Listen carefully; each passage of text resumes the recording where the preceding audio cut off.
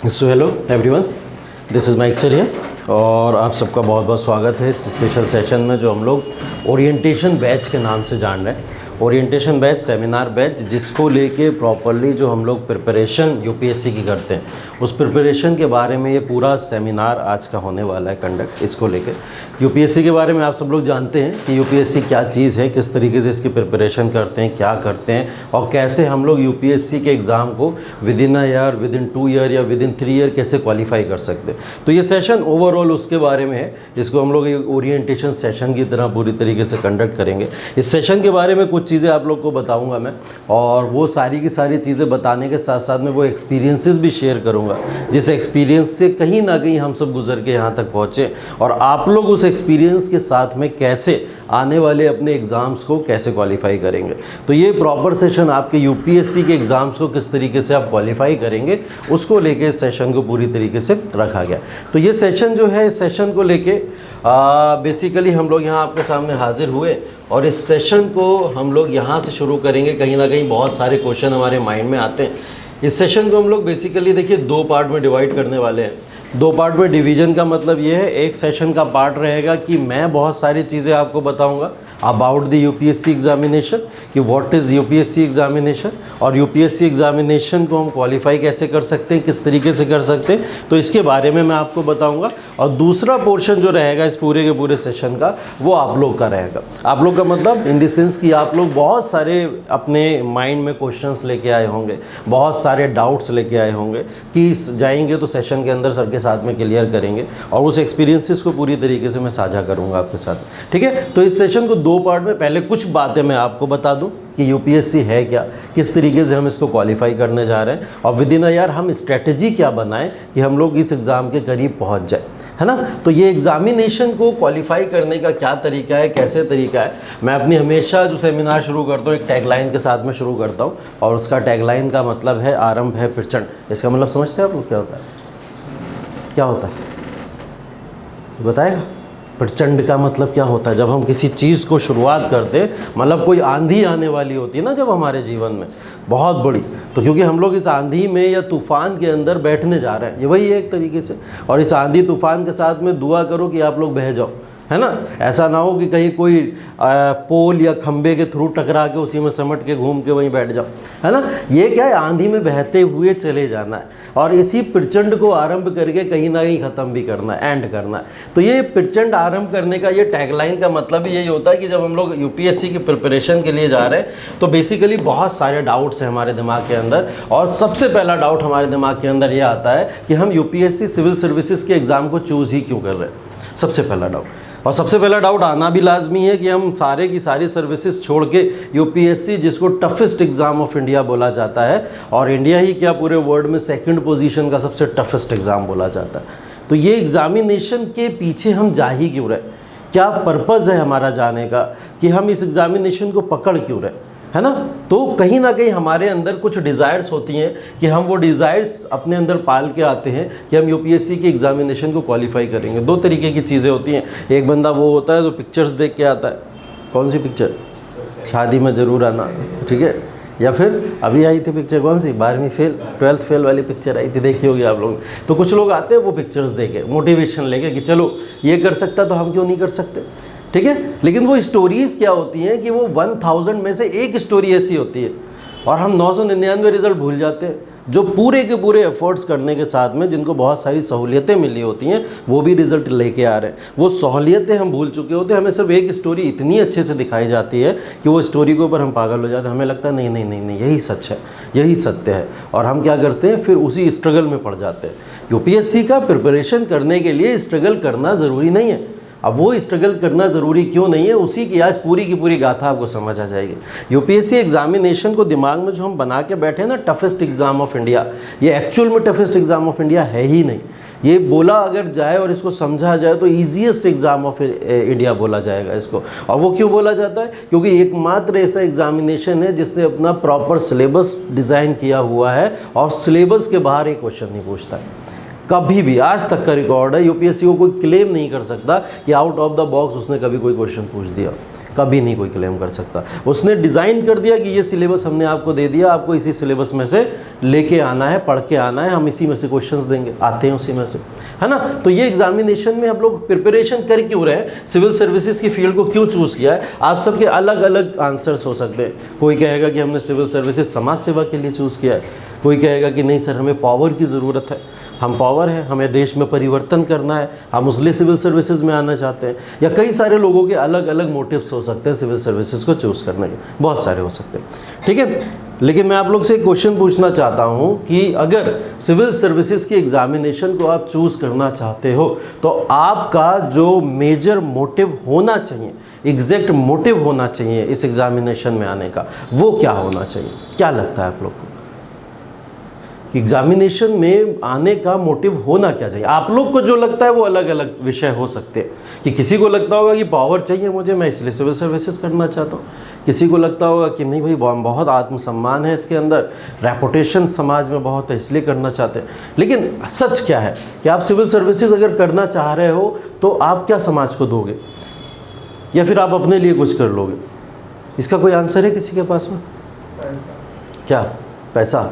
पैसा, अच्छा पैसा तो और भी फील्ड में कमा लोगे जाके, सिर्फ सिविल सर्विसेज में ही कमाओगे हैं। और यहाँ तो कमाने को भी नहीं मिलेगा, रेट पड़ेगी ईडी वाली, देख रहे हो ना आजकल, है ना। सारी की सारी जो ईडी सीबीआई पीछे लगी हुई है ना, अधिकारियों से लेके पॉलिटिशियंस तक के, ऐसी वाली रेट पड़ेगी अगर पैसे के पीछे जाओगे। पैसा एक आंसर हो सकता है। अच्छा चलो ठीक है, आप लोग ने यूपीएससी का सिलेबस तो अभी ऑब्वियस सी बात है नहीं पढ़ा होगा, लेकिन मैं आपको एक कहानी सुना देता हूँ। कहानी ये है कि भारत के अंदर ईस्ट इंडिया कंपनी आई थी, आप सबको इतना तो पता होगा। अंग्रेज़ों ने हमारे ऊपर रूल किया, पता है, ये सब बात हमको पता है।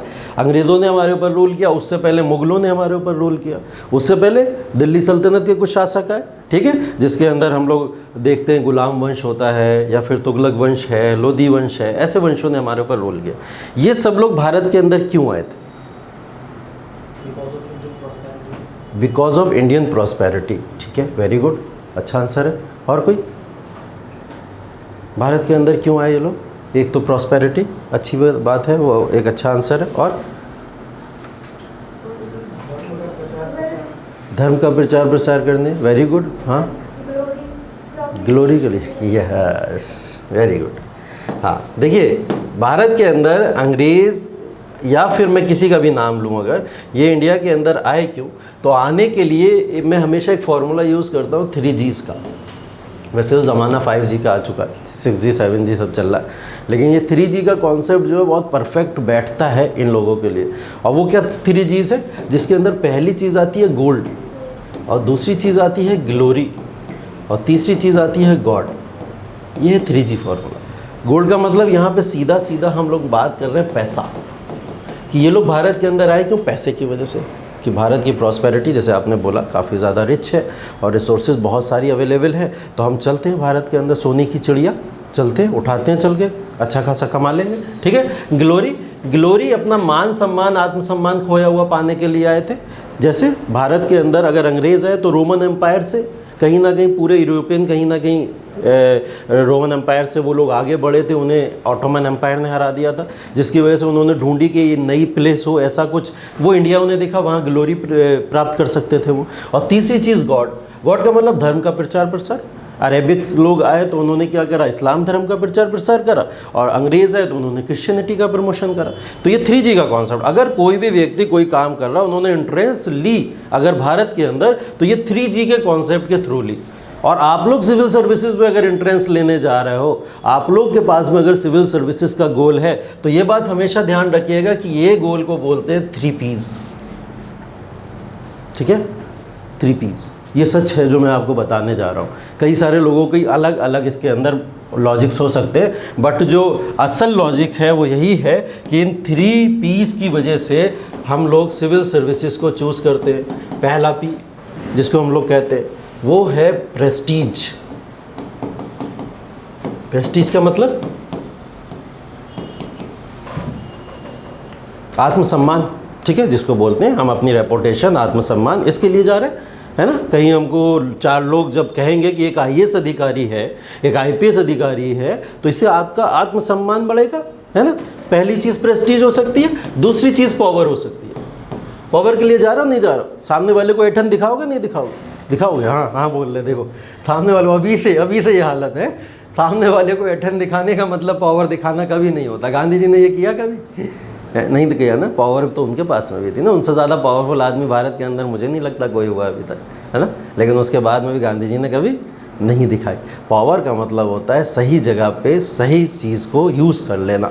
और यहाँ पे आप सिविल सर्विसेज की जो फील्ड है उसके अंदर जब एक आईएएस अधिकारी बनोगे तो वो आईएएस अधिकारी बन के आप जो यूज़ करोगे अपनी पावर्स को, वो कैसे? एक डिसिप्लिन मैनर में, सॉफ्ट कॉर्नर के साथ में जब यूज़ करोगे तब मज़ा है पावर को यूज़ करोगे। तो ये पावर मिलती है आपको कहीं ना कहीं। फिलहाल दिखा सकते हो एठन, कोई दिक्कत वाली बात नहीं है। अधिकारी बन गए एठन दिखाओ, कोई दिक्कत नहीं है ना, लेकिन सही जगह पे।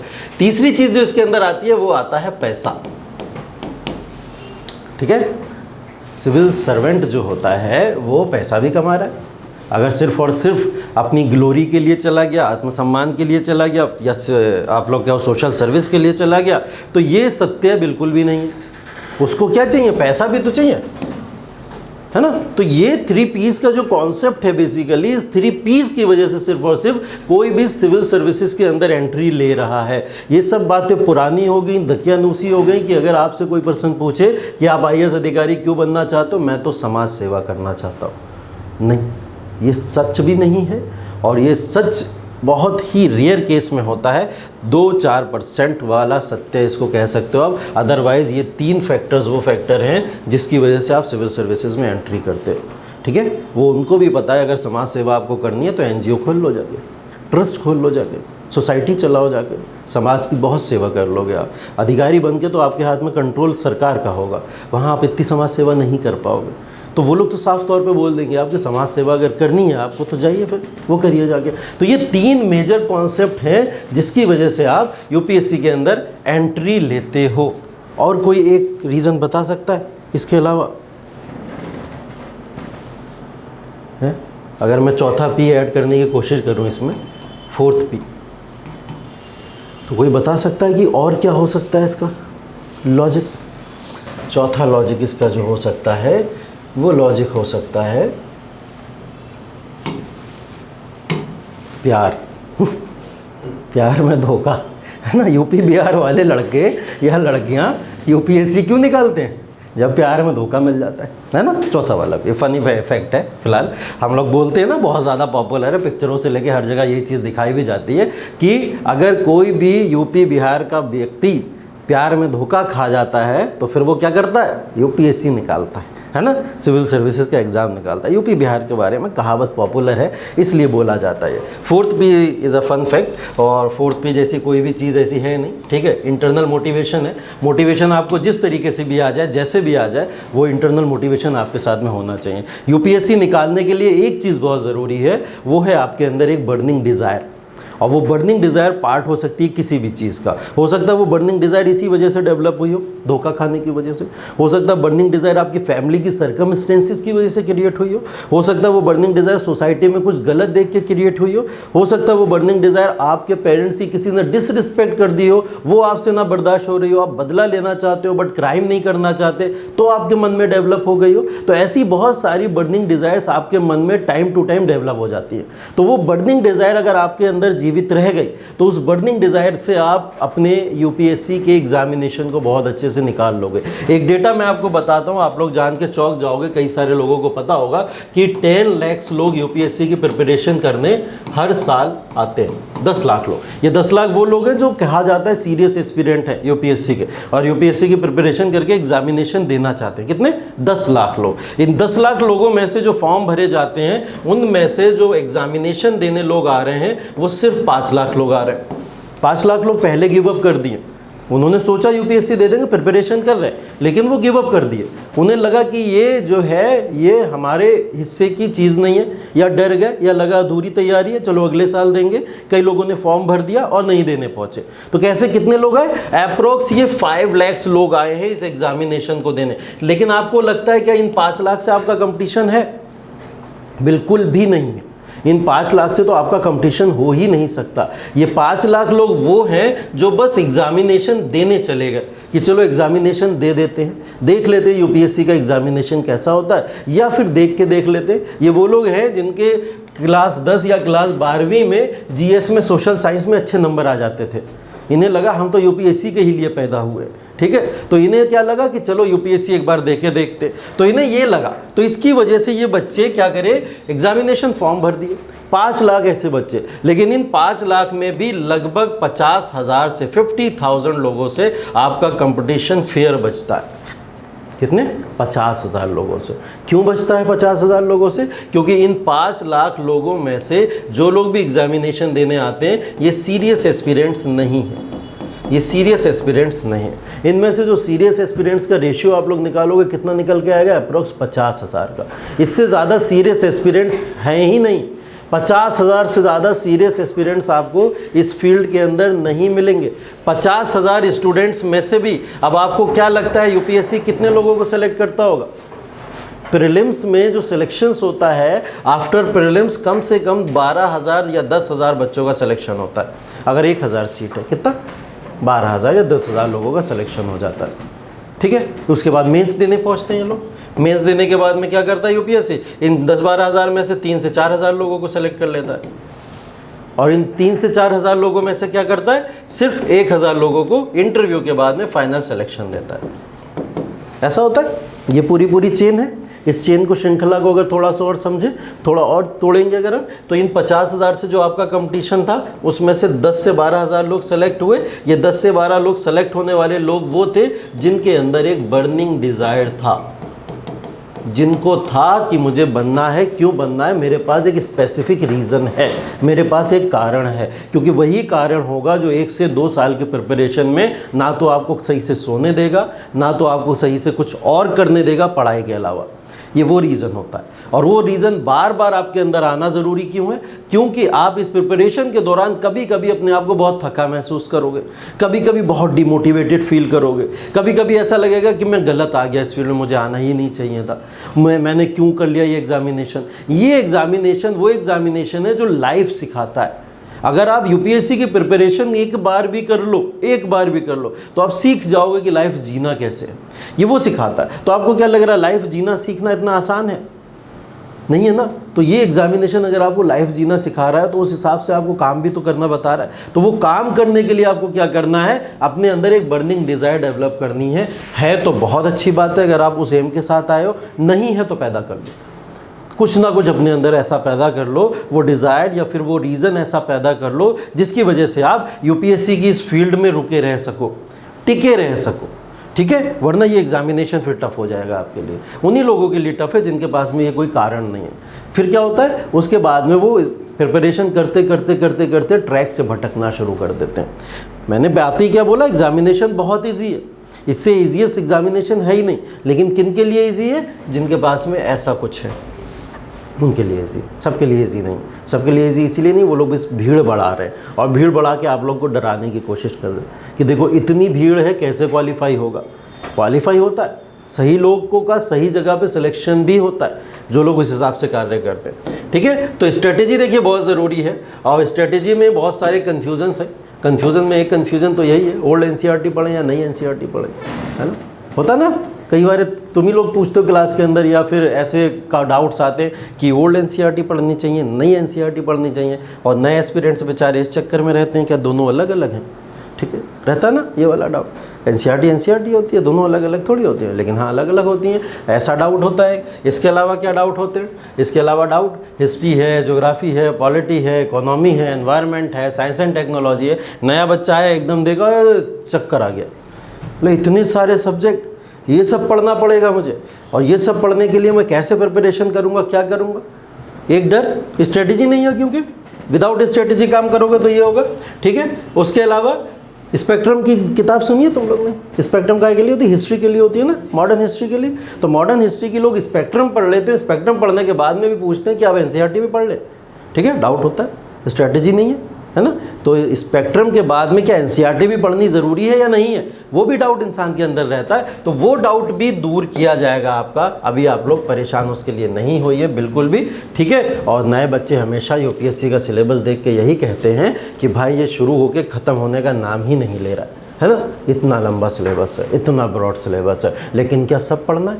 यूपीएससी में एक बहुत बड़ी चीज़ है कि आप लोग जिस एग्ज़ामिनेशन की तैयारी के लिए आए हो उस एग्ज़ामिनेशन में क्या नहीं पढ़ना है, ये ज़्यादा ज़रूरी है। क्या नहीं पढ़ना, क्या पढ़ना है सबको पता है, क्या नहीं पढ़ना है ये बहुत इंपॉर्टेंट चीज़ है। अगर हमको पता है इतना ब्रॉड सिलेबस है और उस पूरे ब्रॉड सिलेबस को हम पढ़ने बैठ गए, ये सिलेबस अब आपके हाथों में हो गई, आप देख ही रहे होगे इस सारे का सारा सिलेबस जो आपको दिया गया है, इस सिलेबस को जाके एक बार स्टडी करना, देखना जाके इसको, इतना ब्रॉड सिलेबस लगेगा आपको। बट क्या इतना ब्रॉड सिलेबस जो है, ये सिलेबस आपके किसी काम का है भी सीरियसली या नहीं है, या आप इससे कम में भी अपना काम चला सकते हो? अभी आपको प्रीलिम्स की मेरिट पता है कितनी गई है? पीटी एग्जामिनेशन 2023, सिर्फ पीटी की बात करूं मैं, कितनी गई है? 38 questions out of 100 question. 100 question में से जिस बच्चे ने 38 क्वेश्चन भी कर दिए थे उसका सिलेक्शन हो गया प्रीलिम्स के एग्जामिनेशन के अंदर। आप समझ रहे हो?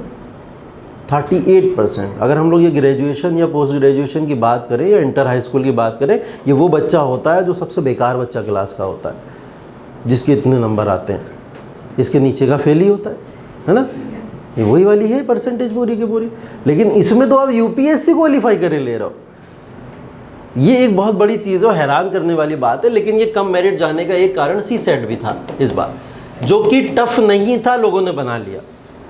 टफ नहीं था, एक्चुअल में टफ नहीं था। अगर एनालिसिस करोगे बैठ के ना, वो एग्जामिनेशन टफ था ही नहीं, लेकिन लोगों ने बना लिया। इंजीनियरिंग स्टूडेंट्स तक का दिमाग हिल गया कि कहाँ से क्वेश्चन आ गए, उन तक का दिमाग हिल गया था, लेकिन पेपर टफ नहीं था। वही प्रॉब्लम है स्ट्रैटेजी। अगर आपके पास में स्ट्रैटेजी किसी भी चीज़ की प्रॉपर नहीं है, तो कितना भी हथौड़ा मारते रहोगे नहीं निकलेगा, कुछ नहीं निकलेगा, कभी नहीं होगा। लेकिन अगर स्ट्रैटेजी आपकी पर्टिकुलर प्रॉपर एक लाइन में चल रही है और आप उसको डिसिप्लिन के साथ फॉलो कर रहे हो, तो निकलेगा, कोई नहीं रोक पाएगा। फिर कंसिस्टेंसी की है इसके सक्सेस की, सिर्फ कंसिस्टेंसी। डेली पढ़िए, डेली पढ़िए, डेली पढ़िए, और डेली 4 घंटा, 5 घंटा, 6 घंटा, घंटों की लिमिट मत रखिए। मैं हमेशा ये बात क्लास में बताता हूँ, 10 घंटा, 12 घंटा बहुत बड़ा मिथ लेके चलते हैं ना कि 20 घंटा पढ़ना होता है यूपीएससी के लिए, 16 घंटा पढ़ना होता है। नहीं है ऐसा कुछ, बिल्कुल नहीं है। कंसिस्टेंसी मैटर करती है। 4 घंटे मन लग रहा पढ़ाई में, 4 घंटे पढ़ो, लेकिन मन से पढ़ो, सिर्फ 4 घंटे भी पढ़ो। उसके अलावा फालतू टाइम ख़राब करने का कोई मतलब नहीं।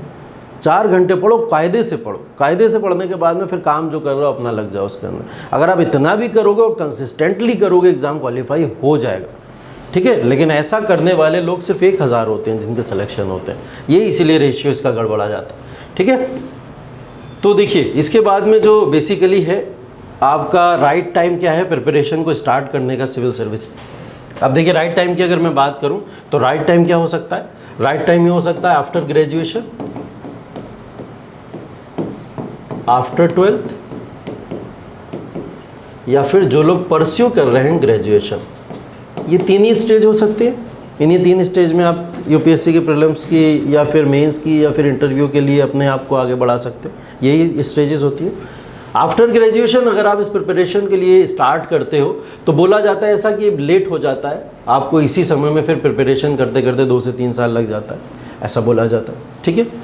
सबसे अच्छा किसको बताया जाता है? 12th वालों को, क्योंकि 12th वालों को 3 साल का ग्रेजुएशन मिल जाता है और 3 साल की प्रिपरेशन वो अपना बेसिक सब स्ट्रॉन्ग कर चुके होते हैं। एग्जाम्पल टीना डाबी, अतर आमिर, ये सब आपके सामने है जिन्होंने 12th के बाद प्रिपरेशन स्टार्ट कर दी थी, और लगभग ज़्यादातर लोग कर दिया करते थे, है ना।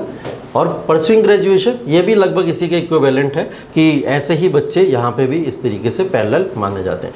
आफ्टर ग्रेजुएशन क्या ये तैयारी बहुत टफ हो जाती है या बहुत ही ज़्यादा कठिन हो जाती है? ऐसा बिल्कुल भी नहीं है। अभी मैंने जस्ट आपको एक बात बताई, वो बात मैंने आपको क्या बताई? मैंने बोला कंसिस्टेंसी बहुत ज़रूरी चीज़ होती है। अगर आप कंसिस्टेंसी को बनाए रखते हो, कंसिस्टेंसी का फॉर्मूला है, अगर आपको इस साल एग्जामिनेशन देना है तो 300 डेज स्टडी करनी ही पड़ेगी एट एनी हाउ।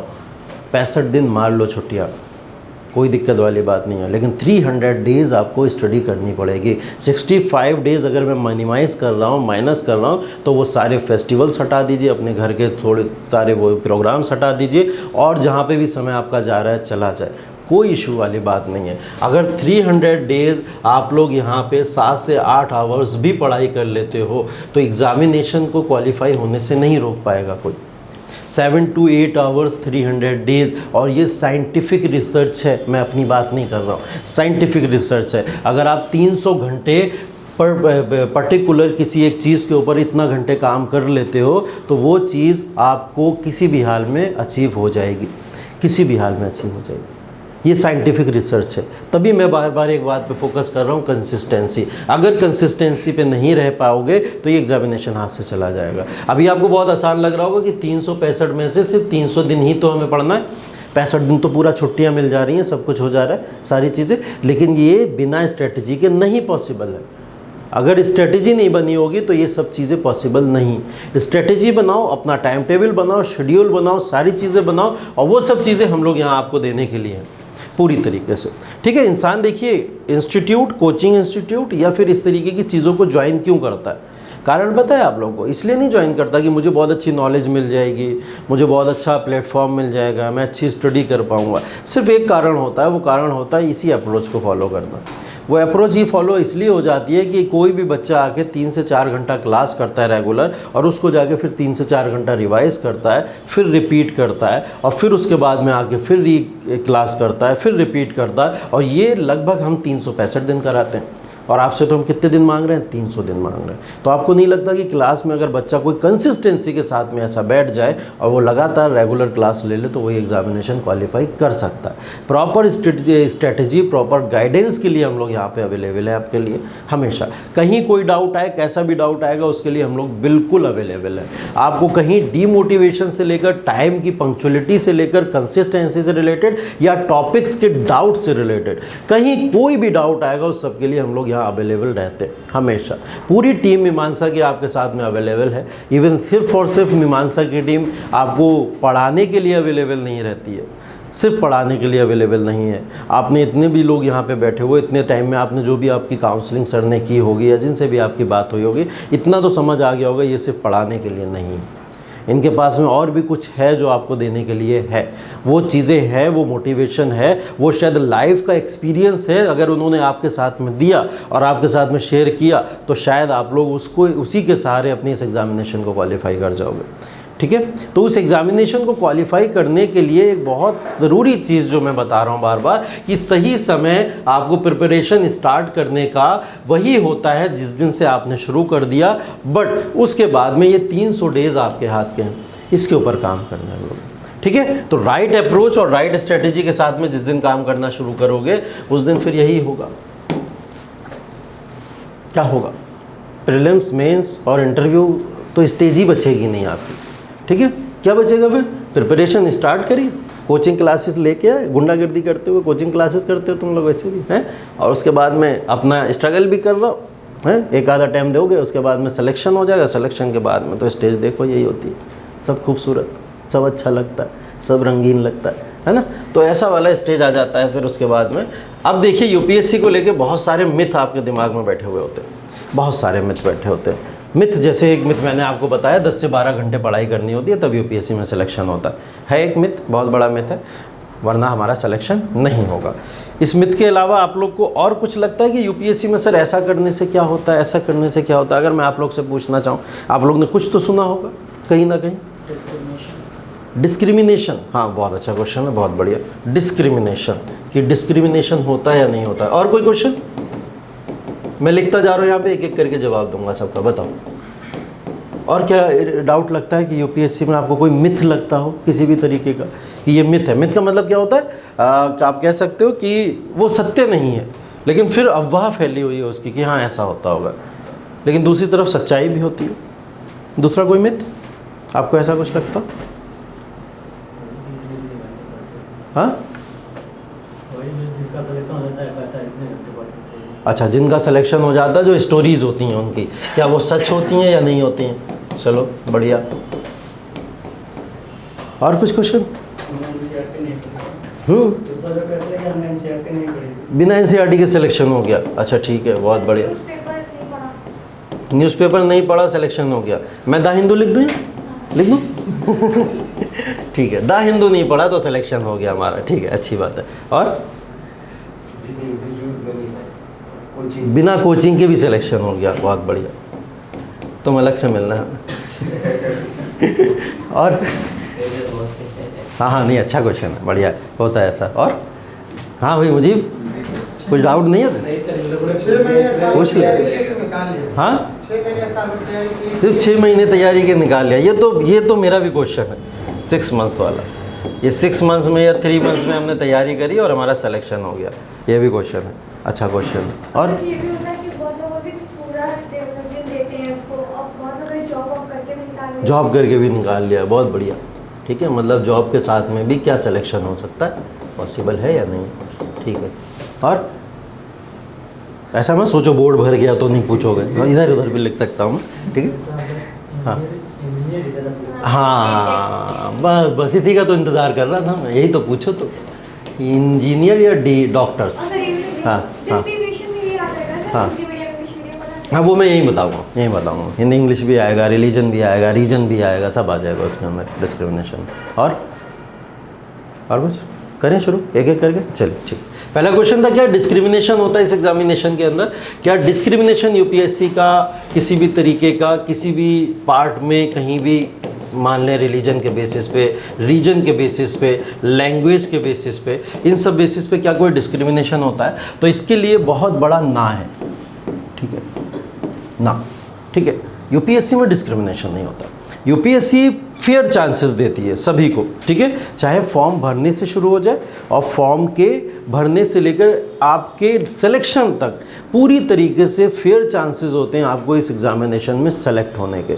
अगर मैं बात करूं पहली चीज़ रिलीजन की, जैसे एक बहुत बड़ा मिथ है कि मिथ के अंदर माना जाता है कि माइनॉरिटीज़ के सिलेक्शन इस एग्जामिनेशन में कम होते हैं, उनका रेशियो कम है सिलेक्शन होने का, ऐसा माना जाता है, ठीक है। लेकिन माइनॉरिटीज़ के सिलेक्शन होने का रेशियो कम इसलिए नहीं है कि यूपीएससी सेलेक्ट नहीं कर रहा है, माइनॉरिटीज़ के सिलेक्शन का रेशियो इसलिए कम है क्योंकि माइनॉरिटीज़ के जो फॉर्म ही भरे जा रहे हैं ना, उनका ये रेशियो कम है। पहला सबसे बड़ा मिथ यही ब्रेक हो जाता है यहीं पे कि जो हम अटेम्प्ट ही कर रहे हैं, जो जा ही रहे हैं फॉर्म भरने के लिए, तो वो फॉर्म भरने का रेशियो ही कम है, पहली बात तो। और दूसरी चीज़ आप देख सकते हो कि माइनॉरिटीज़ के अंदर अगर थोड़ा बहुत एजुकेशन सिस्टम को देखा जाए तो वो आप लोग देखोगे अभी भी थोड़ा बहुत डाउन है, ठीक है। और उसकी वजह से क्या होता है, वो फॉर्म भरना, अभी तो ग्रेजुएशन, पोस्ट ग्रेजुएशन या फिर ऐसी बहुत सारी सर्विसेज के अंदर सब लोग जा रहे हैं। और आप लोग ने देखा भी होगा, अभी एक रिजल्ट आया होगा जामिया का, आपने देखा होगा, जामिया हमेशा रिजल्ट में टॉप पे रहता है। अप्रोक्स 50 स्टूडेंट्स जो हैं वो माइनॉरिटीज़ के सेलेक्ट हुए इसके अंदर, ठीक है, अप्रोक्स 50 स्टूडेंट्स सेलेक्ट हुए, ठीक है। और ये 50 सिलेक्शन का रेशियो अगर आप देखोगे, ये 50 स्टूडेंट्स जो मेंस का रिजल्ट है, उस मेंस के अंदर अगर देखा जाएगा तो इन 50 स्टूडेंट्स में से मात्र 150 के आसपास स्टूडेंट्स थे जिन्होंने मेंस दिया था, और उसमें से 50 सेलेक्ट हो गए, तो रेशियो कम लग रहा है आपको? नहीं, 51 है, 50 नहीं है, अप्रॉक्स 50-51, ठीक है। मैं जामिया का रिजल्ट नहीं, मैं माइनॉरिटीज़ का प्रॉपर तरीके से बता रहा हूँ, ठीक है, अप्रॉक्स। अब आप सोचिए इन 150 में से अगर 50 सिलेक्शन हुआ जा रहा है तो रेशियो कम नहीं है। बात यह है कि आप अटैम्प्ट ही नहीं करने आ पा रहे हो, इस वजह से ये रेशियो डाउन हो जा रहा है। अगर आप फेयर जा रहे हो अटैम्प्ट करने तो यूपीएससी किसी भी बात पर आपको नहीं डिस्क्रिमिनेट करेगा। तो ये मिथ एकदम ख़त्म कर दो कि रिलीजन कभी भी कारण बनेगा आपके सिलेक्शन के लिए। रीजन के अंदर बोला जाता है कि साउथ के लोग ज़्यादा सेलेक्ट होते हैं, नॉर्थ के लोग कम सेलेक्ट होते हैं, इस तरीके से साउथ इंडिया के लोग ज़्यादा सेलेक्ट हो जाते हैं, नॉर्थ इंडिया के लोग कम सेलेक्ट हो जाते हैं। और नॉर्थ इंडिया के लोगों के पास में देखो ज़्यादा फैसिलिटीज़ हैं, वे नॉर्थ इंडिया, दिल्ली, इलाहाबाद, लखनऊ, कानपुर, है ना, इससे अच्छे कोचिंग इंस्टीट्यूट शायद नहीं है पूरी भारत के अंदर कहीं। उसके बाद में अगर साउथ दिल्ली में जाओ तो सिर्फ एक बाइजू था, उसकी भी लुटिया डूब गई, ख़त्म, है ना, बाइजू ही था, वही चलता था, उसके अलावा तो साउथ दिल्ली में कुछ चलते, साउथ इंडिया में कुछ चलता ही नहीं। तो अगर देखा जाए तो फिर बोला जाता है कि साउथ के लोगों के सिलेक्शन हो जाते हैं। साउथ इंडिया के लोगों की अगर आप अचीवमेंट्स देखोगे या फिर उनकी लेवल ऑफ स्टडी देखोगे तो आपको खुद यकीन भी हो जाएगा कि साउथ इंडिया के लोग सेलेक्ट क्यों हो रहे हैं। आपको पता चल जाएगा साउथ इंडिया के लोग, साउथ इंडिया के लोग साइंटिस्ट बन रहे हैं, साउथ इंडिया के लोग जो हैं जाके इंडिया के डिफरेंट पार्ट्स के अंदर अलग अलग तरीके के आविष्कार कर देते हैं। साउथ इंडिया के लोग कहीं ना कहीं आप कह सकते हो कि मेंटली इतने रिच हैं कि अगर उनको एक इक्विपमेंट मिल जाए तो उस इक्विपमेंट से पूरा का पूरा मटेरियल क्रिएट करे दे रहे हैं। साउथ इंडिया के लोग कुछ स्पेशली क्रिएट नहीं, वो एफर्ट्स करते हैं, वो एफर्ट्स सीरियसली करते हैं। वो जानते हैं कि एफर्ट्स करना, अगर मैं यूपीएससी के लिए आया हूँ प्रिपरेशन करने तो मुझे एफर्ट्स ही करना पड़ेगा। उनके पास ऑप्शन सिर्फ और सिर्फ होता है अपने एजुकेशन से प्रूव करना, तो वो लोग ये काम करते हैं। तो रीजन के बेसिस पे अगर जो लोग बोलते हैं कि रीजनल बेसिस पे सिलेक्शन होते हैं, ऐसा बिल्कुल भी सत्य नहीं है। रीजनल बेसिस पे सिलेक्शन नहीं होते हैं, आपकी नॉलेज बेसिस पे, आपके अटैम्प्ट के बेसिस पे और आपके एफर्ट्स के बेसिस पे सिलेक्शन होते हैं, ठीक है। तीसरा बैरियर है लैंग्वेज। क्या लैंग्वेज बैरियर कभी बनता है? हिंदी और इंग्लिश। इसके लिए तो विकास दिव्य कीर्ति सर ने बहुत लंबी लड़ाई लड़ी है, सबको पता है, हिंदी और इंग्लिश माध्यम, ठीक है, इसके लिए लंबी लड़ाई लड़ी गई। अगेन फिर देखिए बात वही आ जाती है कि हिंदी मीडियम वाले सेलेक्ट कम होते हैं। हाँ, ये बात सत्य है, हिंदी मीडियम वाले कम सेलेक्ट होते हैं, इंग्लिश मीडियम का रेशियो ज़्यादा है। इस बात को मैं बिल्कुल नहीं नकारूंगा कि इंग्लिश मीडियम का रेशियो ज़्यादा है, बट यहाँ डिस्क्रिमिनेशन नहीं। अगर मैं डिस्क्रिमिनेशन कह दूं इसको तो ये डिस्क्रिमिनेशन कहना सही नहीं होगा। क्यों? क्योंकि हिंदी मीडियम के बच्चों के पास में जो मटेरियल है या जो रिसोर्सेज हैं उसकी अवेलेबिलिटी जो है वो कम है। इनके पास में वो स्टडी मटेरियल उतना अवेलेबल नहीं हो पाता है जितना इंग्लिश मीडियम वालों के पास हो जाता है। जैसे एक एग्जांपल यहाँ पे द हिंदू लिखा हुआ है, द हिंदू की लैंग्वेज इंग्लिश, इंग्लिश के अंदर न्यूज़पेपर, भारत का सबसे बेस्ट न्यूज़पेपर जो यूपीएससी के लिए माना जाता है द हिंदू, वो पूरा इंग्लिश में आ रहा है। यहाँ पे हिंदी मीडियम वाला कैसे उसको करेगा? या तो वो हिंदी मीडियम वाला भी इंग्लिश सीखे, उसके बाद में उसको डिकोड करे, फिर स्टडी करे। एक एग्जाम्पल दे रहा हूँ, तो वो उस रिसोर्सेज को नहीं पहुँच पा रहा, उस रिसोर्सेज तक नहीं पहुँच पा रहा है, तो सिलेक्शन रेशियो शायद कम है। लेकिन फिर भी हिंदी मीडियम का सिलेक्शन रेशियो बढ़ा है। जिन बच्चों ने समझ लिया है कि हिंदी मीडियम का मतलब हिंदी मीडियम लिखना है, सिर्फ हिंदी मीडियम का मतलब ये नहीं कि आप ठेठ हिंदी माध्यम के ही स्टूडेंट बने रहो, कि बोलो भी हिंदी, बात भी हिंदी में करो और इंग्लिश की आप टर्मिनोलॉजी जानो ही ना, तो ऐसे लोगों के लिए ये बैरियर बन जाता है, वरना ये बैरियर नहीं। ठीक है, तो ना रिलीजन, ना रीजन और ना लैंग्वेज, ये बैरियर्स बिल्कुल भी नहीं है किसी भी तरीके से यूपीएससी में। यूपीएससी फिर चांस रहता है, हाँ एक जगह बैरियर होता है विमेन को लेके, महिलाओं को लेके होता है डिस्क्रिमिनेशन। यूपीएससी खुल के बोलता है कि मैं डिस्क्रिमिनेशन कर रहा हूँ, खुल के बोलता है यहाँ पे। क्यों? यूपीएससी में महिलाओं का फॉर्म फ्री ऑफ कॉस्ट भरा जाता है, पता है आपको? फ्री ऑफ कॉस्ट, ठीक है, फ्री में फॉर्म भरें यहाँ के पूरी तरीके से। इवन अगर अवेल नहीं कर पा रही हैं सर्विसेज एग्जामिनेशन को जाने के लिए, तो यहाँ पे ये लोग प्रोवाइड भी कराते हैं सर्विसेज की, आप जाके एग्जामिनेशन दोगे उसके लिए सर्विसेज तक प्रोवाइड करते हैं। प्रीलिम्स की बात नहीं करना, हो गई लड़ने लग जाओ तुम लोग जाके, मैं मेंस इंटरव्यू में बता रहा हूँ, वहाँ पे जाके ऐसा होता है। महिलाओं के साथ में डिस्क्रिमिनेशन अगर आप कहोगे, उसको डिस्क्रिमिनेशन वर्ड नहीं दिया जाता है। एक्चुअली में प्रॉब्लम ये है कि महिलाओं की भागीदारी जो है वो अभी भी कम है, ठीक है। तो वो क्या कर रहे हैं, वो उस भागीदारी को बढ़ाने के लिए महिलाओं को ज़्यादा से ज़्यादा अपॉर्चुनिटीज़ दे रहे हैं कि आप आइए, बढ़ चढ़ के पार्टिसिपेट कीजिए और पार्टिसिपेट करके सिलेक्शन लीजिए, हम आपको फ्री में कर देते हैं सारे से। क्योंकि उनको पता है कि महिलाएं कितना स्ट्रगल करके यहाँ तक पहुँची। ये कहानी कुछ उसी तरीके की होगी, रिजर्वेशन टाइप, ठीक है, कि रिजर्वेशन क्यों दिया जाता है, क्योंकि वो स्ट्रगल करके यहाँ तक पहुँचे, इस वजह से अलग से थोड़ा रिजर्वेशन दिया जा रहा है। महिलाएँ भी वो कहीं ना कहीं उसके लिए यहाँ पे डिमांड करती हैं, डिमांड करेंगी भी नहीं तब भी यूपीएससी देता है, क्योंकि उसको तो भागीदारी चाहिए, ठीक है। तो वो अपनी भागीदारी के लिए कहीं ना कहीं इनके साथ में थोड़ा बहुत भेदभाव आपको देखने को मिलेगा, जो कि गलत नहीं है, एक हेल्दी कंपटीशन क्रिएट करता है, ठीक है। तो ये देखिए, ये डिस्क्रिमिनेशन होते हैं, इस तरीके के कोई भी डिस्क्रिमिनेशन नहीं होते हैं। दूसरी चीज़ क्या बोला था, स्टोरीज जो हम यूपीएससी वालों की सुनते हैं वो सत्य है या गलत है? देखिए, जो भी सेलेक्ट होकर आ जाएगा वो कुछ भी बोलेगा वो सत्य ही माना जाता है, पहली बात तो। और सेलेक्ट होकर आपने जो भी कहानी बना दी वो सब सत्य मानी जाती है, ठीक है। तो वो कहानी कोई कुछ भी बना दे, 10 घंटा पढ़ा, 15 घंटे पढ़ा, 16 घंटे पढ़ा, कल को आप लोग भी सेलेक्ट होकर जब जाओगे और बताओगे गोलागंज में मैं यहाँ से वहाँ तक जो है नल से पानी भर के सर पे मटका रख के यहाँ से वहाँ जाता था क्रिश्चियन कॉलेज, फिर उसके बाद मटका रखता था, अंदर कॉलेज में स्टडी करने जाता था, फिर मटका उठाता था,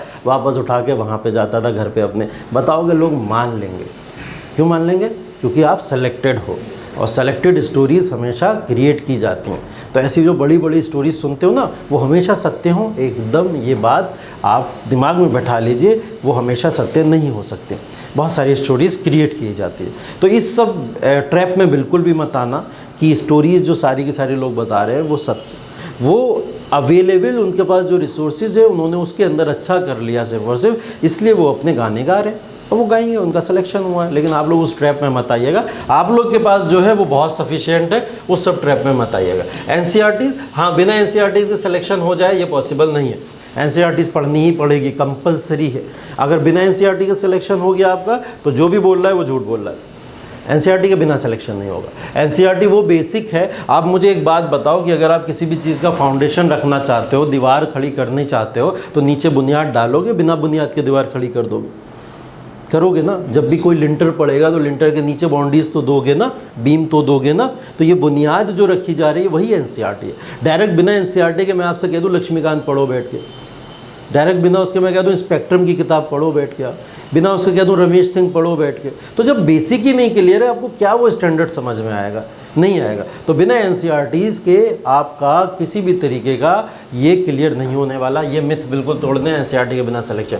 द हिंदू या न्यूज़पेपर के बिना सिलेक्शन हो जाता है? नहीं, न्यूज़पेपर बहुत ज़रूरी चीज़ है। ये कंसिस्टेंसी बहुत ज़रूरी चीज़ है। मैंने जो कंसिस्टेंसी का पार्ट बताया ये उसी का एक पार्ट है। जब आप ये न्यूज़पेपर ही कायदे से कर ले रहे हो, अच्छे से कर ले रहे हो, रिलीजियसली जब आप इसको फॉलो कर रहे हो, डेली कर रहे हो, तो सबसे बड़ी चीज़ ये आपको मेंस की आंसर राइटिंग में हेल्प करेगा।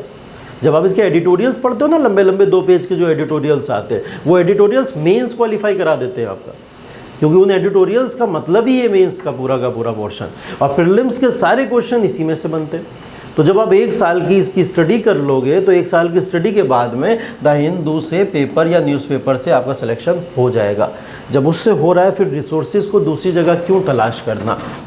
जब बहुत फेयर अगर आपके पास में एक अच्छी चीज़ है, डेली न्यूज़पेपर पढ़ने की हैबिट डालनी भी चाहिए। बचपन से सुनते हो तुम लोग ये सब चीज़ें, लेकिन अब हमें जब चांस ही मिल रहा है, हमें करना ही है, तो हम क्यों छोड़ दें। तो न्यूज़पेपर पढ़ने की हैबिट अभी से डालिए। बिना न्यूज़पेपर के सिलेक्शन मत सोचिए, बिल्कुल मत सोचिए। बिना कोचिंग के सिलेक्शन हो जाता है क्या? बिना कोचिंग के सिलेक्शन हाँ हो जाता है, बिल्कुल हो जाता है।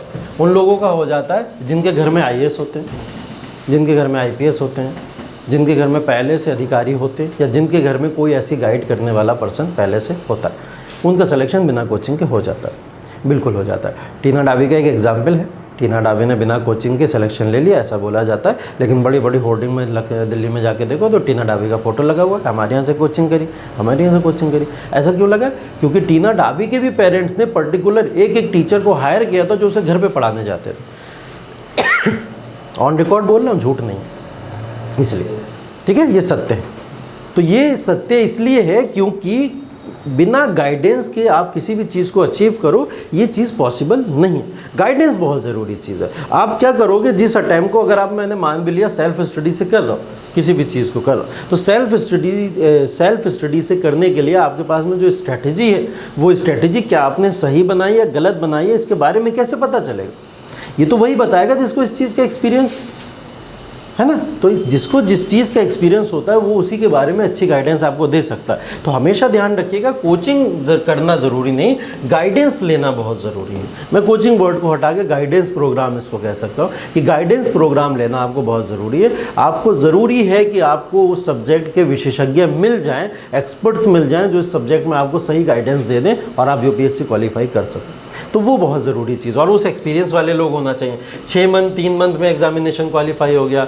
एक बहुत बड़ी UPSC की टॉपर थी, नाम ले लूँगा उनका, रैंक 3, आर्तिका शुक्ला, ठीक है। आर्तिका शुक्ला टीना डावी और अतर आमिर के बैच की थी। उन्होंने कुछ ऐसी स्टोरी बताई थी, जो स्टोरीज चल रही थी अभी हम लोग जिसकी बात कर रहे थे, कि मैंने 3 या 6 महीना पहले ही अपनी प्रिपरेशन शुरू करी। मेरे भाई ने मुझे इंस्पायर किया था, वो डॉक्टर थी, MBBS डॉक्टर थी, इंस्पायर किया कि आप UPSC कर सकते हो। तो मैंने 6 महीने पहले ही अपनी प्रिपरेशन शुरू करी, और 6 महीने पहले मैंने आया, सब पढ़ा, देखा, सिलेबस समझा, समझने के बाद एग्जामिनेशन दिया, और एग्जामिनेशन देने के बाद में मेरी 3rd रैंक आ गई। लोगों ने मान लिया, बोले सही बोल रही है ये लड़की, ऐसा हुआ होगा, मतलब इस एग्ज़ाम को 6 महीने में भी क्वालिफाई किया जा सकता है। ये सत्य नहीं है। उन्होंने जो स्टोरी यहाँ पे क्रिएट करी, मुझे नहीं पता क्यों क्रिएट की होगी, बट ये सत्य नहीं है। बाद में आगे उन्होंने कई इंटरव्यूज़ में उस बात को क्लैरिफाई भी किया कि 6 महीने में एग्जामिनेशन नहीं होते हैं। इसके लिए कम से कम 2 से 3 साल की उनकी प्रैक्टिस थी, वो इससे पहले ही प्रिपरेशन कर रही थी। 6 महीने में उन्होंने फिनिशिंग की है सिर्फ, फर्निश किया। लेकिन लोगों को क्या लगा 3 महीने 6 महीने में सिलेक्शन हो गया, नहीं होता है। 3-6 महीने में तो सिलेबस ही समझ आएगा, सिलेक्शन तो बहुत दूर की बात है, ठीक है। तो सिलेबस ही समझने में 3 से 6 महीना लग जाएगा, तो सिलेक्शन कैसे हो जाएगा? नहीं पॉसिबल, ठीक है। तो ये भी मिथ अपना तोड़ दो कि 3 से 6 महीने में होता है। जॉब के साथ सिलेक्शन, हाँ बिल्कुल पॉसिबल है।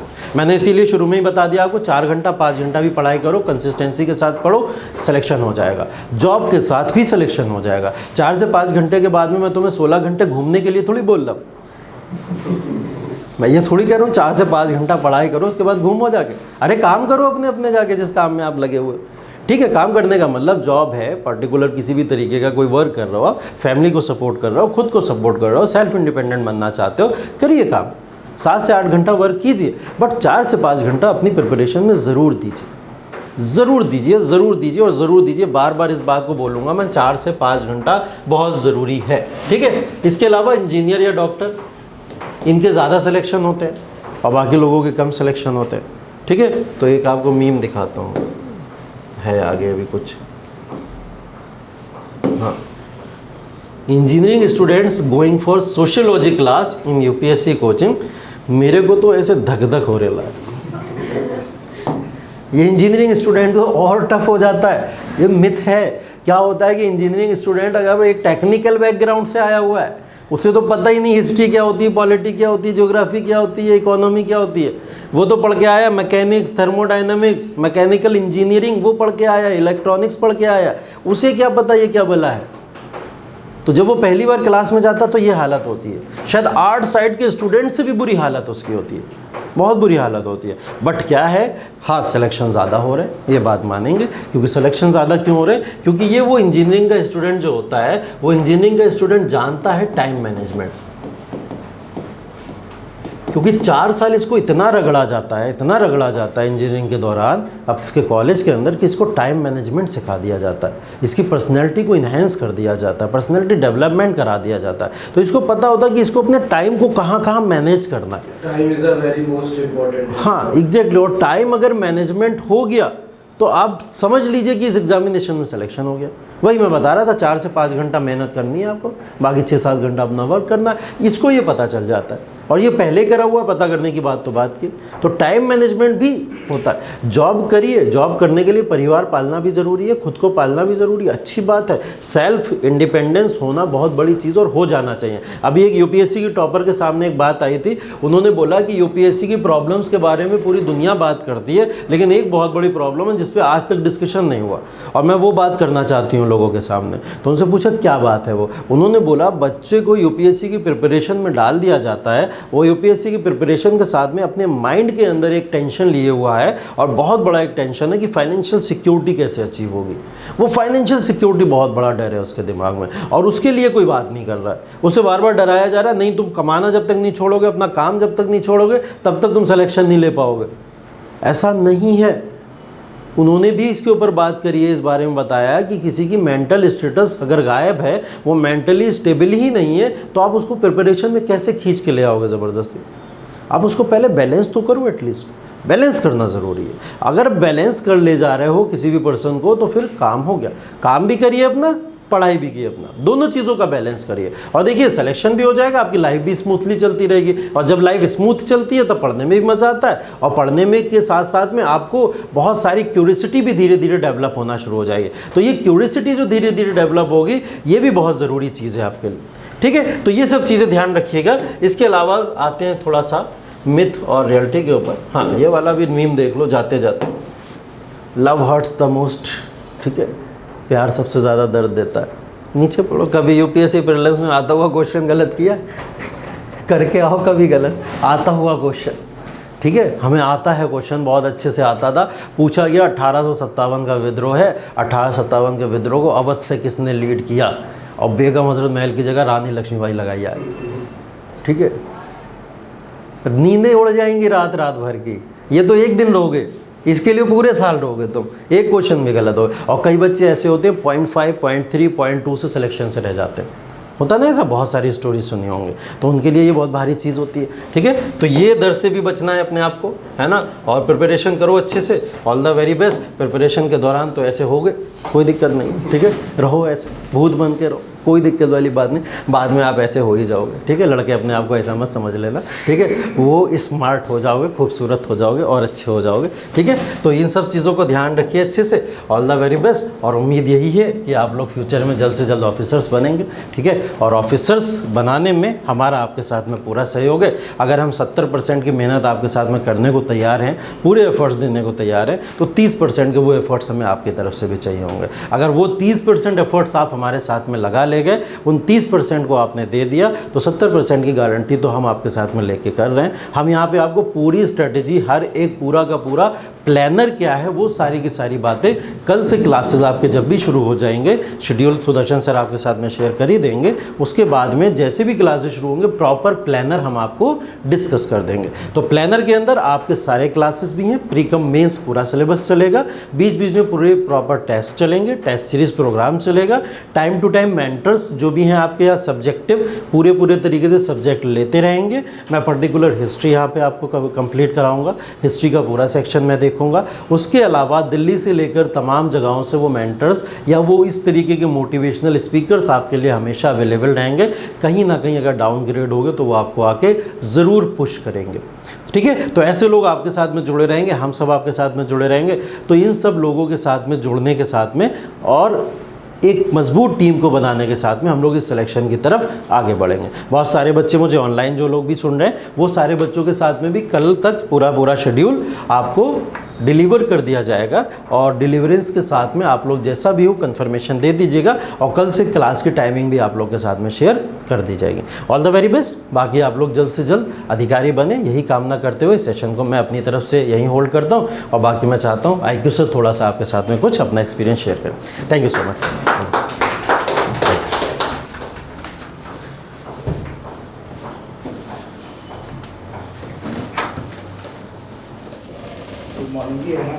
हाँ गुड मॉर्निंग सर।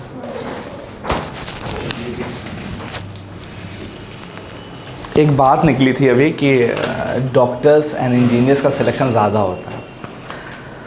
हाँ डेफिनेटली होता है। मुद्दा ये है कि अभी एक इंटरनेशनल लेबर ऑर्गेनाइजेशन है, सबको पता होगा। इसमें एक डेटा आया है कि भारत की 83% पॉपुलेशन जो बिलोंग कर रही है बिलो द एज ऑफ 35 से 33 के बीच में, वो बेरोज़गार है। अब डॉक्टर इंजीनियर बीटेक करके पहुंच गए हो, बेरोज़गार हो गए हो, तो कुछ तो ट्राई करेंगे। उनके साथ प्लस पॉइंट क्या होता है कि उनकी पढ़ने की कैपेसिटी थोड़ी ज़्यादा होती है, उसको यहाँ पे बेनिफिट उनको मिल जाता है। नंबर्स में डॉक्टर्स और इंजीनियर्स बहुत हैं, नंबर्स में बेरोज़गार बहुत हैं, और इस कारणवश उनको एक ऑप्शन मिलता है, उसमें जो थोड़े से संजीदा होते हैं वो दांव मार ले जाते हैं। From my point of view, myself Iqtidari Khan and सब लोग IQ सर के नाम से मुझे जानते हैं। एंड मुझे नहीं लगता कि कुछ अब स्ट्रेटजी के बारे में मुझे कुछ बताना चाहिए, बस एक कहानी और उसके बाद चैप्टर को मैं बाइंड अप कर दूँगा। और वो कहानी स्पेसिफिकली सिर्फ उन लोगों के लिए नहीं है जो प्रिपरेशन करने जा रहे हैं, हर उस बंदे के लिए है जो कि 13 साल से लेके 35 साल के बीच में है। आई होप कि आप लोग समझ गए होंगे कि इसकी बात करने जा रहा हूँ। अलेक्जेंडर द ग्रेट, सब इस एज ग्रुप के हो, सब इसी एज ग्रुप के हो। अलेक्जेंडर के फादर फिलिप्स, बहुत ध्यान से सुनना। अलेक्जेंडर के फादर कौन थे? फिलिप। पॉइंट ये है, हाँ Macedonia, obviously he was a king of Macedonia. Point ये है कि अलेक्जेंडर के साथ एक अच्छी बात क्या हो गई कि जैसे मैं एक चीज़ बता दूं कि from my side my optional was और is philosophy, so I have a touch with lots of philosopher. तो उसमें एक कॉन्सेप्ट चलता है स्पा का, जब अब कभी मौका मिलेगा तो मैं बताऊंगा। स्पा का कॉन्सेप्ट चलता है। स्पा मतलब क्या होता है? एस फॉर सोक्रेट्स, या जिसको सुकरात बोलते हैं। देन उनके स्टूडेंट कौन थे? प्लेटो। एंड इनके स्टूडेंट कौन थे? एरिस्टोटल, जिसको हम लोग अरस्तु बोलते हैं। तो जो एरिस्टोटल हैं ये लगभग टाइम अलेक्जेंडर के टाइम के ही हैं, उनके फादर के टाइम के भी हैं। फिलिप्स अलेक्जेंडर छोटे से हैं। तो फिलिप ने एक काम बहुत अच्छा किया कि मात्र 13 साल की एज में अलेक्जेंडर को भेज दिया एरिस्टोटल के पास। बहुत ध्यान से सुनना। फिलिप ने, जो कि मैसेडोनिया के किंग हैं, उन्हीं ने अपने लड़के अलेक्जेंडर को 13 साल की एज में किसके पास भेज दिया? एरिस्टोटल के पास, कि वे जाके सीखो। और एरिस्टोटल ने मात्र 3 इयर्स, अलग है हिस्ट्री है, थोड़ा बहुत वेरिएशन हो सकता है, 3 साल एवरेज 3 साल अलेक्जेंडर को अपने पास रखा। रखने का मतलब उनको टीच किया। और लगभग 16 से 13 साल में आए, और बोला यह जाता है कि 16 से 17 साल में कहीं जाओ, बस तुम जाओ जी लो अपनी ज़िंदगी है, और भेज दिया। और वो आके अपना नॉर्मल अपने फादर के साथ, फिलिप के साथ थोड़ा बहुत काम धाम करने लगे अलेक्जेंडर। 3 साल, और 3 साल के बाद फिलिप को ये लगने लगा कि कुछ ना कुछ मेरे साथ गड़बड़ होने वाला है। इसी वजह से उसने 13 साल पे भेज दिया था कि इसको सिखा दो सब कुछ मेरे रहते हुए। और 3 साल के बाद जब अलेक्जेंडर की एज लगभग 19 से 20 बोली जाती है, बहुत ध्यान से 19 से 20 बोली जाती है, उस समय पे जो अलेक्जेंडर के फादर है फिलिप, इनका असासिनेशन होता है। असासिनेशन का मतलब क्या होता है? किसी को पूरे षड्यंत्र के साथ मारना, इनका असासिनेशन होता है। और इनका असासिनेशन पता है कौन करता है? इनका पर्सनल बॉडीगार्ड, पॉसेनिया बोला जाता है उसको, नाम इतना मैटर नहीं, इनका पर्सनल बॉडीगार्ड करता है। जैसा कि इंदिरा गांधी को उनके पर्सनल बॉडीगार्ड ने मारा, उनको भी असासिनेशन था, इनको भी असासिनेशन ही किया गया। डेथ हो गई, बट अब क्या था, बॉडीगार्ड ने मार दिया तो क्या छोड़ दे राज? उनका बाप बैठा है अलेक्जेंडर वहां पे। 19 से 20 साल की एज में मैसेडोनिया का किंग अलेक्जेंडर बनता है। 20 साल की एज में सर मैसेडोनिया किंग बनता है, मैसेडोनिया का किंग। चलो ठीक, एरिस्टोटल का है। एक दिन क्या हुआ कि अलेक्जेंडर जब किंग बने, तो थोड़ा बहुत होता नहीं है, कुछ लोग होते हैं जो एक्स्ट्रा वेरिएंट होते हैं, तो सफाई के बहुत पाबंद, सब लोग, बहुत बेसिक सी बात होती है। सफाई कर रहा था अलेक्जेंडर अपने किसी एक रूम की, तो वहाँ पे उसको कुछ एक ऐसी चीज़ मिलती है जहाँ पर फिलिप की जो बात थी वो कुछ, उसको एक बात पता चलती है, अपने फादर की एक बात पता चलती है फिलिप की। वही सफाई करते करते कुछ उसको मिल जाता है। उसमें क्या लिखा हुआ था पता है? उसमें लिखा हुआ था कि मैसेडोनिया जो है, मैसेडोनिया जो जहाँ पर वो अभी राज कर रहा है, ये वर्ल्ड को लीड करेगा। मतलब पूरा वर्ल्ड लीड किया जाएगा मैसेडोनिया की वजह से। ये बात 19 से 20 साल के एक लड़के को, किसको? एक लड़के को पता चलती है, और ये बात उसके पता नहीं कहां घुस गई, और 19 से 20 साल की एज से लेके मात्र बोला जाता है कि 33 साल की एज तक, 33 ईयर की, 33 साल के बाद अलेक्जेंडर की डेथ हो जाती है। 33 साल की एज तक अलेक्जेंडर रुका नहीं है, और उसने अपने बाप की इस वसीयत को, जो वसीयत उसने उससे की भी नहीं, कहीं लिखा था कि मैं चाहता हूं कि मैसेडोनिया पूरी दुनिया पर राज करे, पूरी दुनिया को लीड करे, वसीयत नहीं है, उसकी ख्वाहिश थी। अपने बाप की ख्वाहिश को पूरा करने के लिए वो दुनिया को जीत लेता है sir.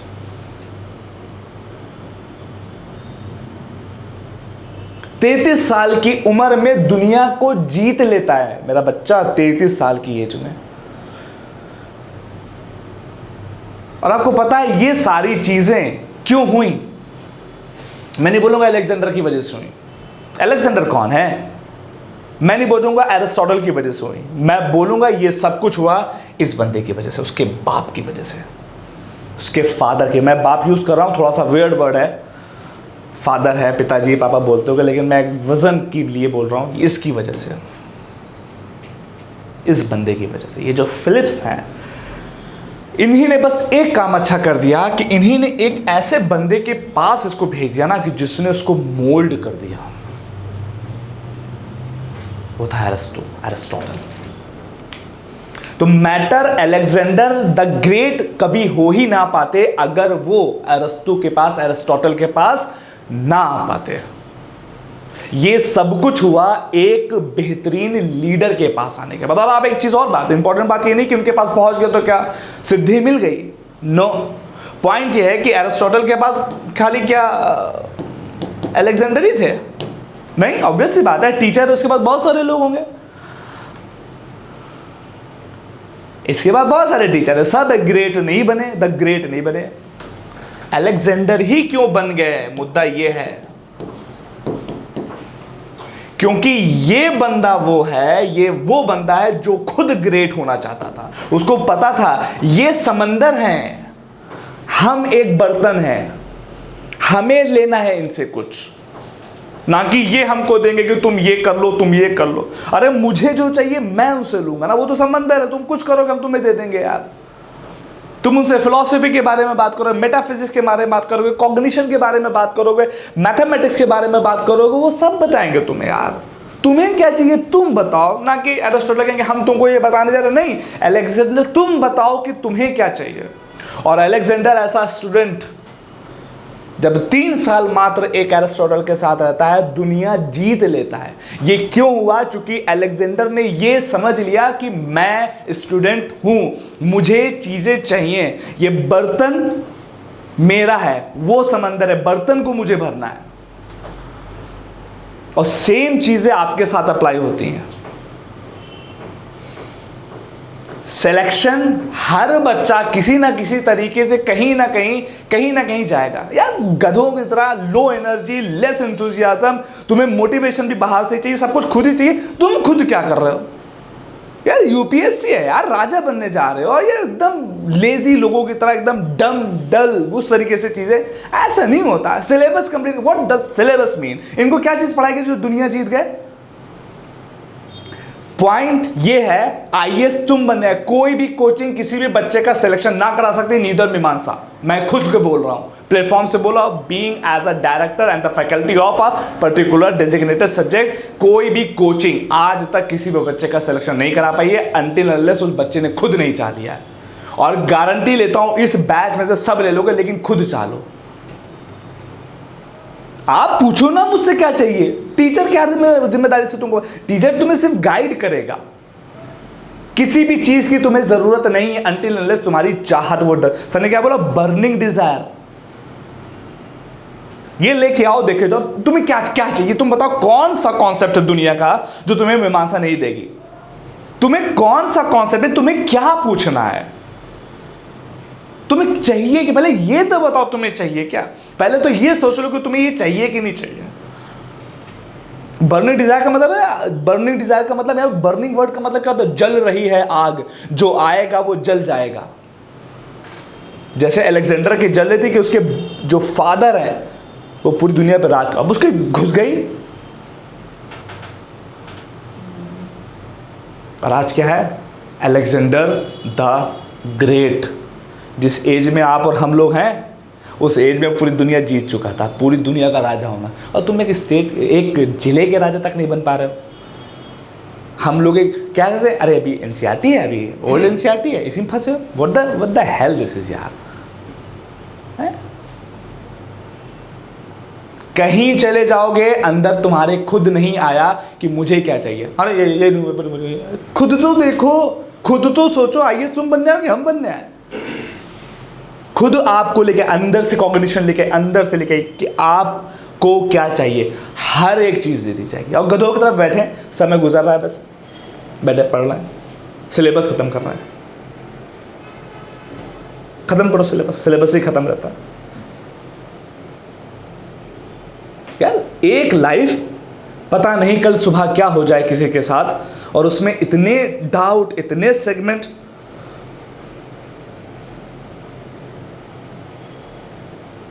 Plan B, plan C, plan D, whatever plan D.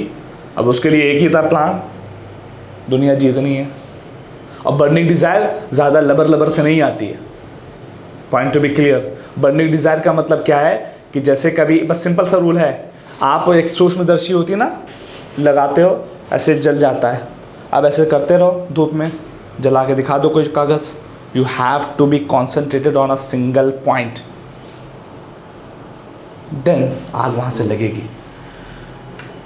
अब आप ये सोचे, आए टीचर तुम्हें कहे तुम ये टी स्पून फीडिंग थोड़ी ना है। It's not the teaspoon feeding process. दे दिया, हाँ तुम हो गए, तुम्हें जीवन घुट्टी दे दी, तुम आईएएस बन गए या पीसीएस बन गए। It's not that process, it's not that process. कभी खुद से चाहा है कि चीजें क्या हो?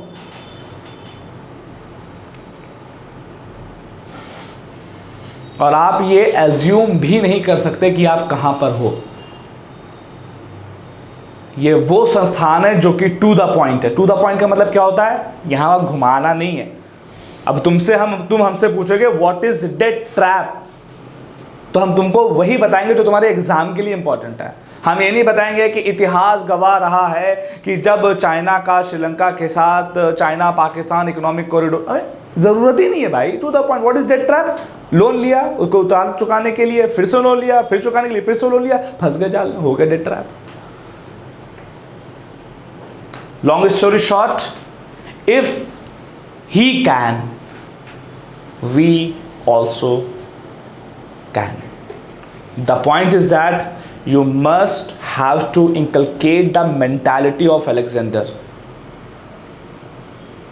अगर जीवन राजाओं की तरह जीना हो, एक चीज बात बहुत ध्यान रखिएगा, दुनिया में एक रिसर्च पब्लिश की गई सर, जिसमें यह पाया गया है कि what is the greatest happiness for a human being. दुनिया की सबसे बेहतरीन जो ग्रेटेस्ट हैप्पीनेस है किसी भी एक मानव के लिए, वो क्या है? तो पता क्या बोला गया? Desire to be great. अपने आप को भौकाल में दिखाने की जो डिजायर होती ना, वो दुनिया की सबसे बेहतरीन और सबसे ज्यादा पाई जाने वाली हैप्पीनेस है। जो लोग भौकाल में होते वो खुश हैं। अब अलेक्जेंडर आप सोचो 33 साल की एज में कैसी जिंदगी गुजार के गया होगा।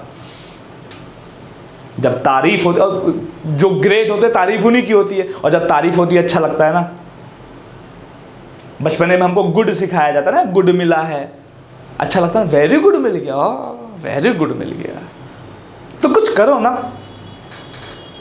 और तुम्हारे पास ग्रेट होने के लिए सिर्फ और सिर्फ एक ऑप्शन है, वो है तुम्हारा एग्जाम। अभी दूसरा कोई ऑप्शन नहीं कि हम यहाँ पे भी ग्रेट हो सकते हैं। तो अगर वहाँ पर उस कागज़ में आग लगानी है तो एक जगह कॉन्सेंट्रेट होना पड़ेगा। आपको क्या चाहिए वो आपको बताना पड़ेगा।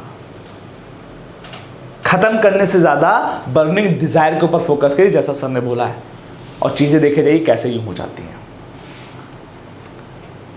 Thank you so much for this छोटी सी बकवास बातें, एंड बाकी तो बातें हो चुकी हैं। And thank you so much for all of you. मैं चाहूँगा कि सर बाइंड अप कर दें, आई थिंक ठीक है। Thank you so much everyone. Thank you so much sir. और सर का सेशन हमेशा ऐसे ही रहता है, मज़ेदार, दमदार, और ऐसे सेशन आपको लगातार मिलते रहेंगे। तो सोचिए कौन सा ऐसा दिन खाली जाएगा जब आपको ऐसा सेशन ना मिल रहा हो। हाँ सर, हाँ सर, हाँ सर, हाँ सर, बिल्कुल। Sorry for इनकॉन्वीनियंसी।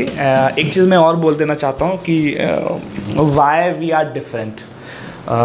Point is that कि मान लीजिए कि साल भर आपकी परिस्थितियाँ कैसी रहीं, हु नोज़, अभी डोपामिन हाई है तो कल से 16 घंटे पढ़ाई होगी, परसों से हो सकता है 8 घंटे पे आ जाए, नरसों 4 घंटे आ जाए, और हो सकता है सर अभी स्कूल का पेपर चल रहा है, थोड़ा बिजी हो गए हैं, हो सकता है, हो सकता है, हो सकता है, हु नोज़ कि साल भर कैसे चले।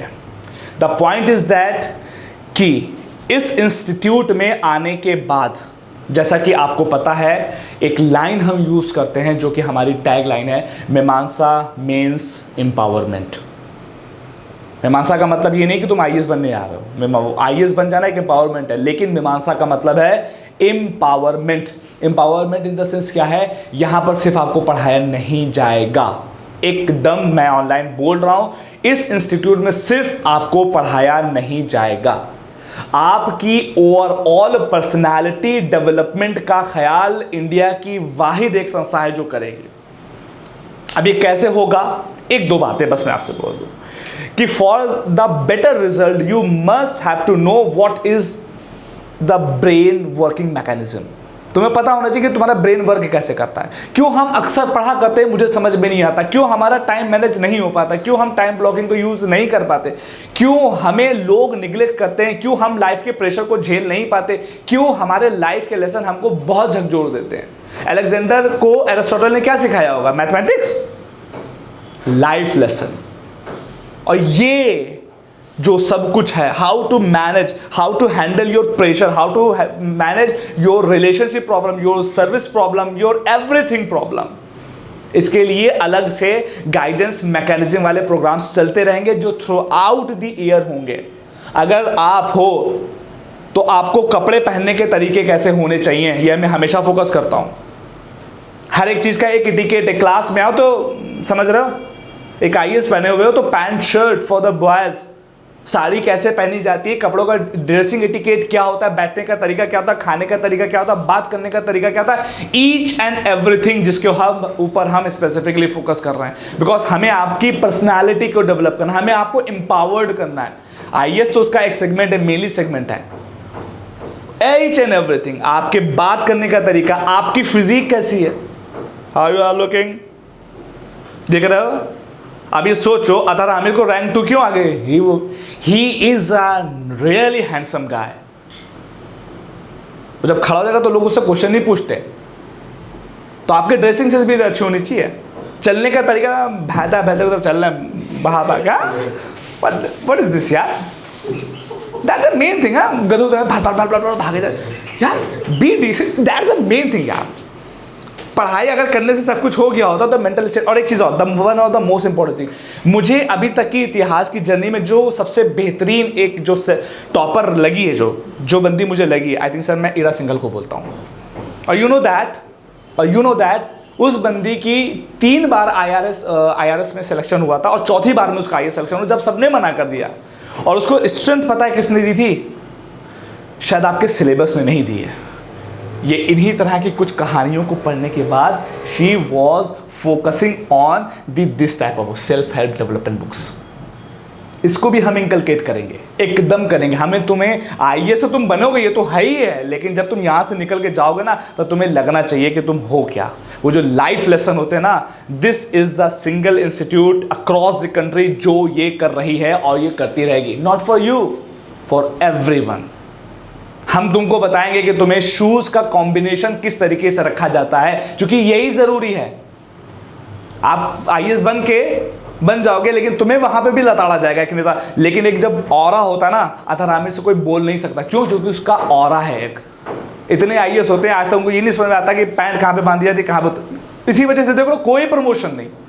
यहाँ पे चंद्रशेखर सर आए थे, एक वो बंदा जब लखनऊ का डिस्ट्रिक्ट मजिस्ट्रेट बना ना तो हिला के रख दिया सबको उसने, क्योंकि उस बंदे की पर्सनालिटी एक और ऐसा था। ड्रेसिंग से आप उस बंदे का देख लेते ना तो आपको लगता है यार वाह, और आप मतलब कोई ध्यान ही नहीं है, मतलब उठा के हम चले आए, कुछ भी पहन लिया, क्या what is this, no, you are not suppose to do this.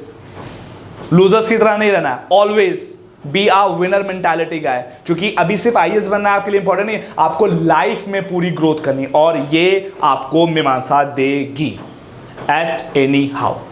Thank you so much.